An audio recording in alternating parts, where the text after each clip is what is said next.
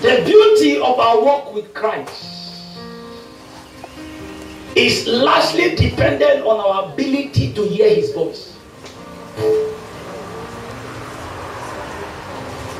Nobody can follow God successfully and enjoy the walk without hearing his voice.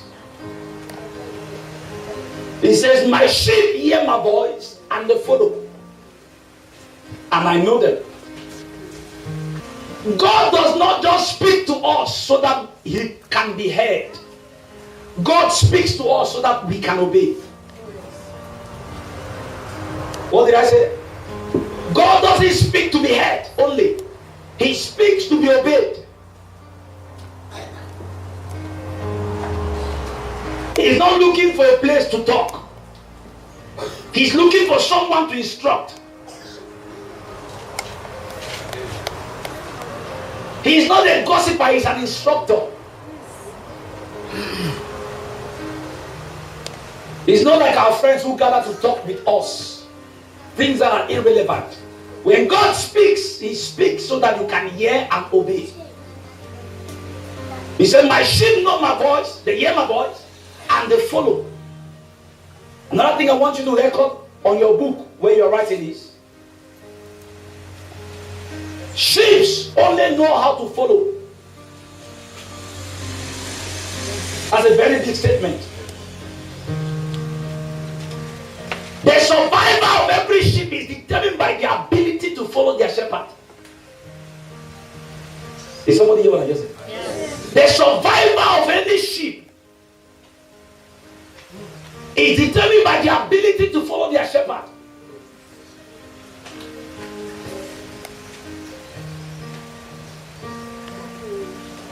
If they follow the wrong person, they are finished. In verse 10, he says, for the thief cometh to do what? To do what? Many times people say to kill. He comes to first of all steal, and then kill, and then destroy. You want to know how to hear the voice of the good shepherd, don't you?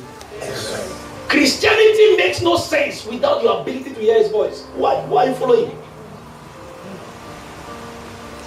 As a matter of fact, a Christian is a follower of Christ, not so. You can't follow him effectively if you cannot hear his voice. That is why this subject is very important. After your salvation, the next thing you want to know is, Lord, teach me how to hear your voice.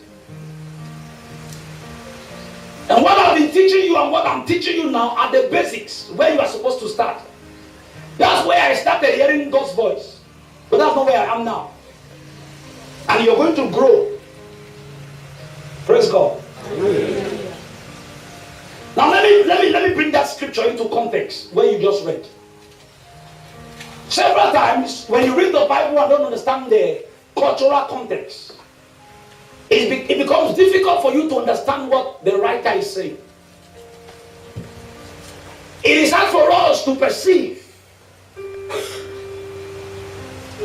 and to receive the truth of this particular scripture because our culture and our time does not have the picture that Jesus uses to present this particular subject. In the days of Jesus,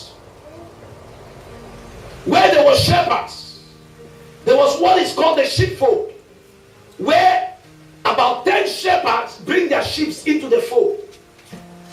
They carry their sheep out and lead them to greener pasture. And at the end of the day, towards evening, all of them bring their sheep into the sheepfold. Are you hearing what I'm saying? When they bring their sheep into the sheepfold, what happens is 9 shepherds go into the city to rest while one stays at the door. Because the door had no gate, it just had an open entrance. So what the shepherd does is, the shepherd who stays behind,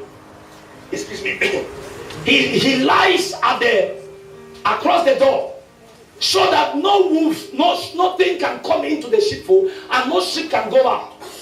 So while he's watching, he stays at the gate. He becomes the gate to the sheep. That's why Jesus said, I am the door. When Jesus says anyone who does not enter through the sheepfold, through the door, is a thief. He's saying that only thieves jump over the fold to collect sheep. If you read further, it says, anyone who passes through me, because he went further and said, I am the door.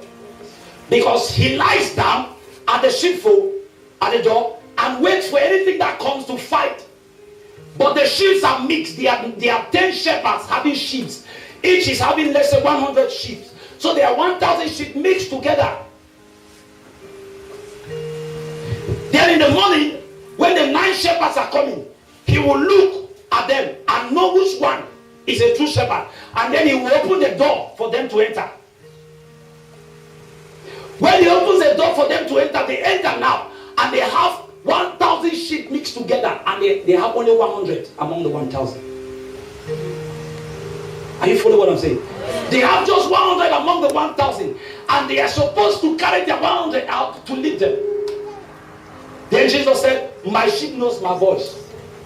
And the only way for the sheep to know their shepherd was how far the shepherd has related with them and they have understood his voice different from the other shepherds. It means before you get to the place of prayer and God already knows the matter, it is you who do not know his mind about the matter. So listen.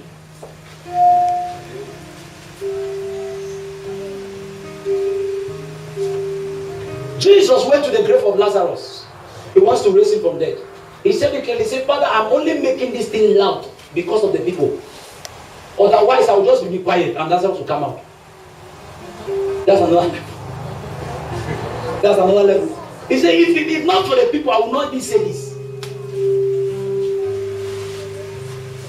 What's God saying? When we get to the place of prayer, our first desire is to be able to hear what God has to say. And let me tell you, anybody who is anticipating the voice of God will hear it. Anybody who is not anticipating the voice of God, even if God speaks, he will say it's you. Now I want this church to be a very strong church. And that is going to be determined by the voice you hear daily. I will not always be present. Pastors will not always be present. But God will always be with you. And if you can hear his voice, we have survived. We have succeeded. So the first thing is have a place of prayer. Don't be too busy that you can't pray. I spend hours in prayer, not talking, listening. As a matter of fact, when I get to the God's presence, Father, I love you. Thank you, Jesus. You are wonderful. How was your day? Now, you don't ask God how was his day. It's all right. I ask him, how was your day, sir? It was wonderful. And yours? It's good. That's people who have relationship. He's not just a boss. It's a boss and a friend. Yes, sir. It was good. My day was good. Daddy, I'm confused about many things. I don't know. Sister, this man needs direction and this brother, this needs. I don't know what to tell them. What can I tell them? It's all right. I'll tell you. From that time, my own is finished. I've spoken. When I say I've prayed for you, that's what I've done. Then now he begins to download his will for your life to me. I say, tell him this and that. Let him go like this. Let her go like this. I pick it and I say, when I was praying, the Lord said, are you here? I don't know how many pastors will tell you. But now me, I'm telling you.